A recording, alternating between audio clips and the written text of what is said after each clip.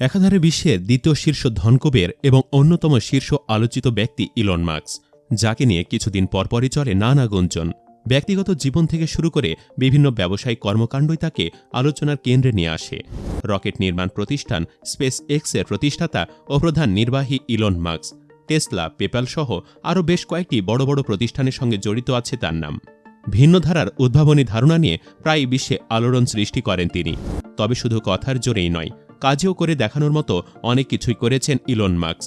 কিন্তু কিভাবে তিনি আজকের এই অবস্থানে এলেন, সেটা কিন্তু আন্দাজ করা যায় তার কিছু উক্তি আর বক্তব্য থেকেই। চলুন চিনতে ও জানতে চ্যানেলের আজকের ভিডিওতে জেনে আসি ইলন মাস্কের মূল্যবান 10টি কথা, যা আপনাকে জীবনে এগিয়ে যেতে উৎসাহিত করবে আরও বেশি। চিনতে ও জানতে চ্যানেলটিতে আপনি নতুন হলে অনুরোধ করব সাবস্ক্রাইব করে বেল আইকনটিতে ক্লিক করুন।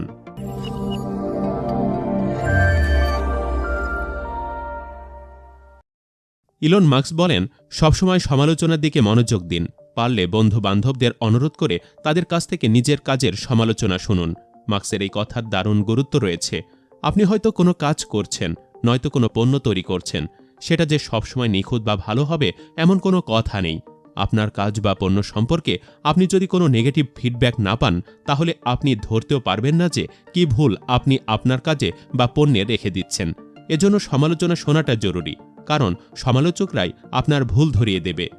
ইলন মাস্কের আরেকটি কথা, যখন কোনো কিছু আপনার কাছে যথেষ্ট গুরুত্বপূর্ণ মনে হবে, তখন যদি পরিস্থিতি আপনার অনুকূলে নাও থাকে, তবু আপনি যেভাবেই হোক সেটি করুন। এর অর্থ আপনার জীবনের গুরুত্বপূর্ণ কাজটিকে মোটেও হেলাফেলা না করে গুরুত্ব সহকারে দেখুন। কে কি বলল বা কি হবে না হবে সেটা ভাবার চেয়ে আপনার কাছে কাজটা গুরুত্বপূর্ণ কিনা সেটাই আগে জরুরি। যদি তা হয়, তাহলে আর কোনো দিকে না তাকিয়ে অবশ্যই সেই কাজটি করুন। ইলন মাস্ক বলেন, ব্যর্থতা আপনার জন্য একটা সুযোগের মতো। যদি কোনো কিছু ব্যর্থ না হয়, তাহলে আপনি যথেষ্ট উদ্ভাবনী নন। সমালোচনার মতো ব্যর্থতাও আপনার জন্য শাপেবর হতে পারে। ব্যর্থ না হলে আপনি নিজের ভুলটা বুঝতে পারবেন না। সবসময় সবকিছু সঠিক হওয়ার আত্মবিশ্বাস আপনার নতুন কিছু করার ক্ষমতা নষ্ট করে দিতে পারে। তাই ব্যর্থতাই আপনাকে শেখাতে পারে আগামীতে কিভাবে আরও উন্নতি এবং অগ্রগতি করা সম্ভব। ইলন মাস্ককে একবার প্রশ্ন করা হয়েছিল, আপনি যখন পরপর 3 বার ব্যর্থ হলেন, হাল ছেড়ে দেওয়ার কথা মাথায় আসেনি? মাস্কের উত্তর ছিল, কখনো না। কারণ কি? কারণ হিসাবে ইলন মাস্ক বলেন, আমি কখনোই হার মানিনি। মৃত্যু এলে কিংবা একেবারে অক্ষম হয়ে গেলে তবেই কেবল আমি হার মানব। সত্যি বলতে, ব্যর্থতা দেখা পাওয়া মানেই হেরে যাওয়া নয়, বরং ব্যর্থতা আপনাকে নতুনভাবে নতুন কিছু করার সম্ভাবনা দেখিয়ে দেবে। কিন্তু সমালোচনার মতোই যদি ব্যর্থতা দেখে পিছিয়ে পড়েন, তাহলে আপনি সত্যি হেরে যাবেন। এজন্য ব্যর্থতার সেই সুযোগটাকে কাজে লাগাতে হবে, আবারও চেষ্টা করতে হবে, অর্থাৎ হার মানা যাবে না। ইলন মাস্কও ঠিক সেটাই করেছিলেন। নিজে যা ভালোবাসেন সেটাতেই কাজ করুন। ইলন মাস্ক বলেন, যদি আমি ভালোবাসা না পাই, দীর্ঘ সময় কাটানোর জন্য সঙ্গী না বানাতে পারি, তাহলে আমি সুখী হতে পারবো না। কথাটা জীবনের লক্ষ্য নির্ধারণ আর কাজের ক্ষেত্রে খুবই সত্য। আপনি যা নিয়ে সামনে এগুতে চাইছেন, সেটা যদি আপনার পছন্দসই কিংবা ভালোবাসা না হয়, যদি আপনার মনের মতো না হয়, তাহলে খুব দ্রুতই সে কাজে আগ্রহ হারিয়ে ফেলবেন।